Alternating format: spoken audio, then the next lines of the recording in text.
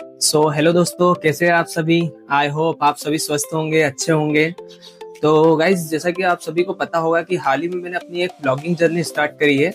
और जैसे कि मैंने एक फर्स्ट ब्लॉग मेरा अपलोड करा था, फर्स्ट ब्लॉग बनाया था, तो उस पे आप सभी का काफी प्यार मुझे मिला और काफी सपोर्ट मिला। और वो मेरे लिए बहुत ही इम्पोर्टेंट है, बहुत ही महत्वपूर्ण है, क्योंकि उसी से मुझे नए नए आइडियाज आते हैं, ताकि मैं आपके लिए किस तरीके के व्लॉग बना सकूं, मेरे व्लॉग्स में क्या सुधार कर सकूं। आपका फीडबैक मेरे लिए काफी महत्वपूर्ण है। उसी को नजर रखते हुए मैं आज मेरी जर्नी में एक नया कदम रखने जा रहा हूं। तो हेलो एवरीवन, मेरा नाम है Saurabh Gupta and welcome to my new blog. So guys, आज हम जा रहे हैं खरगोन के इस्कॉन टेम्पल एंड हमारा व्लॉग भी उसी पर रहने वाला है। वहाँ पर पहुँच के मैं आपको सारे व्यूज बताऊंगा इस्कॉन टेम्पल के, एंड वहाँ पर जाके हम इस्कॉन टेम्पल की हिस्ट्री जानेंगे कि कैसे क्या ये स्थापित हुआ वगैरह वगैरह। तो वहाँ पर जाके आपको मैं सारी बातें आपके साथ शेयर करूँगा, सारी हिस्ट्री वहाँ की आपको बताऊँगा एंड पूरा व्लॉग आपको पसंद आएगा। बस आपको जानना है तो व्लॉग के अंत तक मेरे साथ बने रहिएगा। तो गाइस, इस्कॉन टेम्पल पहुंचने से पहले मैं आप सभी के साथ एक बात शेयर करना चाहूंगा। एक्चुअल में खरगोन में इस्कॉन टेम्पल जाने के दो रास्ते पड़ते हैं। फर्स्ट है जेतापुर क्रॉस होते हुए गोपालपुरा के अंदर से, एंड सेकंड रास्ता है बिस्टान रोड से राजपुर क्रॉस होते हुए। और अभी जो मैं रूट से जा रहा हूँ वो बिस्टान रोड वाला, राजपुर वाला रोड है।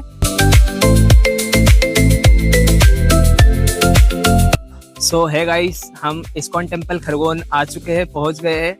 एंड गाइज, आज आपको मैं ये इस्कॉन टेम्पल सिर्फ घुमाऊंगा ही नहीं, बल्कि आज हम यहाँ पर जानेंगे एक ऐसी कहानी जो कि शुरुआत तो भारत से हुई थी, लेकिन आज के समय में, आज की तारीख में उस कहानी ने काफी लोगों के मन में और काफी कंट्रीज में अपनी बहुत बड़ी पहचान बना ली है। जी हाँ, मैं बात कर रहा हूँ इस्कॉन टेम्पल की।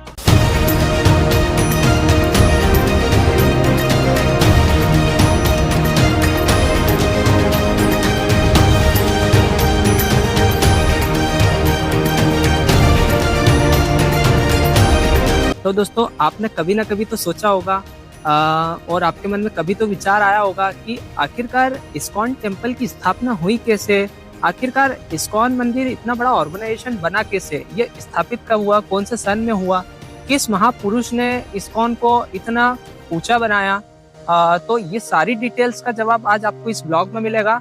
बस आप ब्लॉग के अंत तक मेरे साथ बने रहिएगा, आपको आपके सारे क्वेश्चंस का आंसर मिलेगा। एंड गाइज, आपसे एक रिक्वेस्ट है, अगर ब्लॉग अच्छा लगे तो प्लीज लाइक, शेयर, कमेंट जरूर करिएगा एंड साथ ही साथ फॉलो एंड सब्सक्राइब करना मत भूलिएगा।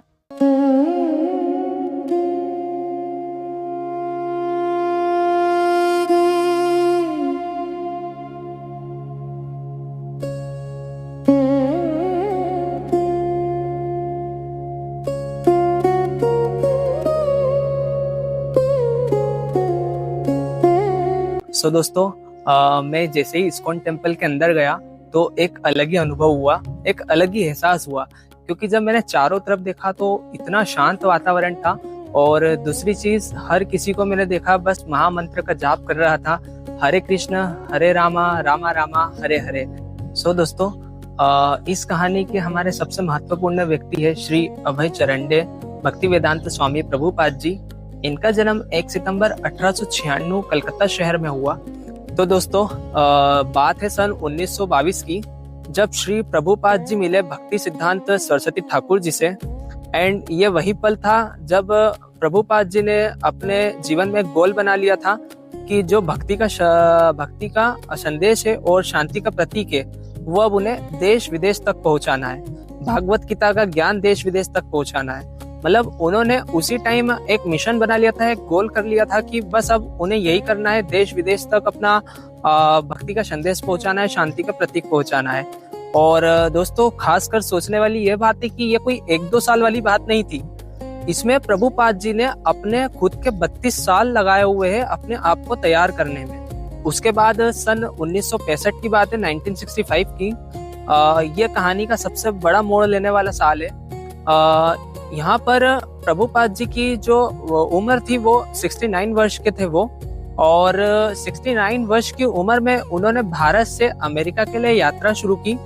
और यात्रा भी जो कार्गो शिप थी पहले, वो कार्गो शिप से उनने समुद्र के रास्ते तय करी पूरी। आप सोच सकते हो कि 69 वर्ष की उम्र में समुद्र के रास्ते से सफर तय करना, वही भारत से अमेरिका, बहुत बड़ी बात है। और उसी बीच में उन्हें शिप में 2 बार हार्ट अटैक भी आ चुका था, पर उन्हें पता था कि उन्होंने जो उनके 32 साल लगाए हैं भक्ति का संदेश देने के लिए, वो अभी तक अचीव नहीं कर पाए हैं, वो अभी तक उनका गोल अभी बचा हुआ है। तो उन्होंने कभी भी हार ना मानी, हार्ट अटैक आने के बाद भी, और वो अमेरिका गए। 1965 में अमेरिका जाते ही गाइस उनकी प्रॉब्लम सारी सॉल्व नहीं हुई। उनकी हर राह पे मुश्किलों से भरी हुई थी हर राह उनकी, तो भी उन्होंने हार नहीं मानी, क्योंकि वो अभी अमेरिका पहुंचे ही थे। उन्होंने भक्ति का संदेश अब देना चालू करा था। वहां पर वो गए, अमेरिका पहुंचे। अमेरिका में वो जैसे हमारे यहाँ बच्चों की कोचिंग क्लासेस रहती है, वहां पर उन्होंने कोचिंग क्लास स्टार्ट करी, भक्ति अपना भागवत गीता ज्ञान की क्लासेस स्टार्ट करी। जगह जगह जाकर कीर्तन करे, और जब लोगों ने उन्हें ऑब्जर्व करा कीर्तन के जरिए, तो लोग उनसे जुड़ने लगे। उन्हें मतलब अमेरिका में लोग जुड़ने लगे उनसे, और जैसे जैसे वो जुड़ते गए तो वहां पर एक जगह थी, उस खाली जगह को प्रभुपाद जी ने मंदिर के रूप में इस्तेमाल करा, और वहां पर रोज कीर्तन करते थे, रोज पूजा पाठ करते थे। और धीरे धीरे मतलब आप देख रहे हो कि हम जो इस्कॉन टेम्पल आज इतना बड़ा देखते हैं, उसकी शुरुआत जो है वो कितना छोटे स्तर से हुई है।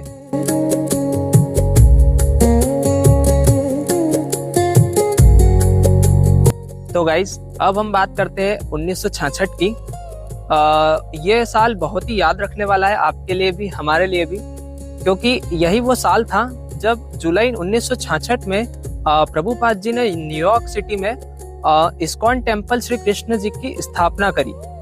और उनका उद्देश्य सिर्फ मंदिर बनाना नहीं था, उनका उद्देश्य सीधा था कि भक्तिमय संदेश पहुंचाना है सब तक, और शांति का प्रतीक पहुंचाना है, आध्यात्मिक ज्ञान पहुंचाना है, भागवत गीता का ज्ञान पहुंचाना है, और श्री कृष्ण जी की शिक्षा।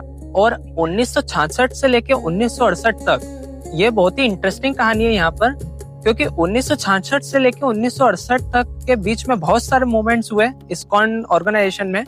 एंड अमेरिका के कई शहरों में इस्कॉन मंदिर खुले।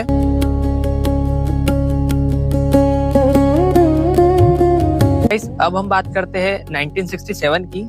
ये बहुत ही इंटरेस्टिंग बात है। आप सभी ने देखा होगा इस्कॉन टेम्पल की यात्रा निकलते हुए, इस्कॉन फेस्टिवल मनते हुए, बट आप सभी को पता है कि इस्कॉन की पहली रथ यात्रा कहाँ पर निकली थी? तो चलिए मैं आपको बताता हूँ। एक्चुअल में इस्कॉन की सबसे पहली यात्रा आयोजित की गई थी सैन फ्रांसिस्को में। और आजकल तो हर जगह, हर कंट्री के अलग अलग हिस्सों में फेस्टिवल मनाया जाता है, इस्कॉन फेस्टिवल। बट जो सबसे फर्स्ट रथ यात्रा फेस्टिवल आयोजित किया गया था वो सैन फ्रांसिस्को में किया गया था।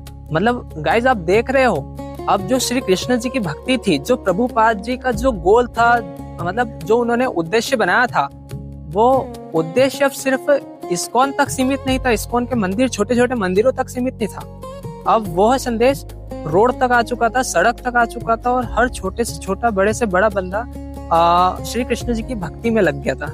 इसके बाद गाइस इस्कॉन का जो विस्तार था बहुत ही तेजी से बढ़ने लगा। 1969 से लेकर 1973 के बीच कई कंट्रीज में इस्कॉन टेम्पल खुले, जैसे साउथ अमेरिका हो गया, कनाडा हो गया, यूरोप हो गया, मेक्सिको हो गया, और हमारा इंडिया हो गया। और इसी बीच 1970 में इस्कॉन ने मैनेजमेंट के लिए एक ऑर्गेनाइजेशन भी स्थापित की, जिसका नाम है GBC, गवर्निंग बॉडी कमीशन। मतलब गाइज आप सोच रहे हो कि अब सिर्फ मोमेंट्स नहीं हो रहा था, बल्कि इसे व्यवस्थित तरीके से आगे बढ़ाने का विचार हो रहा था और आगे बढ़ाया जा रहा था। एंड गाइज जब हमारे प्रभुपाद जी भारत की ओर वापस आए, तो उन्होंने भारत को भी पीछे कभी नहीं छोड़ा। भारत में भी उन्होंने बड़े बड़े केंद्र स्थापित करे, जैसे सबसे बड़े केंद्र है वृंदावन में और मायापुर में। और यही दो वो पवित्र जगह है जहाँ पर अधिकतर लोग आज भी अपना आध्यात्मिक ज्ञान लेने जाते हैं, शिक्षा लेने जाते हैं और भक्ति का संदेश प्राप्त करने जाते हैं। और दोस्तों प्रभुपाद जी ने कई सारी किताबें भी लिखी है अपनी, कम से कम उन्होंने 70 से ज्यादा किताबें लिखी है, और सभी में संदेश दिया है, भक्ति का संदेश दिया है, शांति का संदेश दिया है, और आध्यात्मिक ज्ञान के बारे में लिखा है।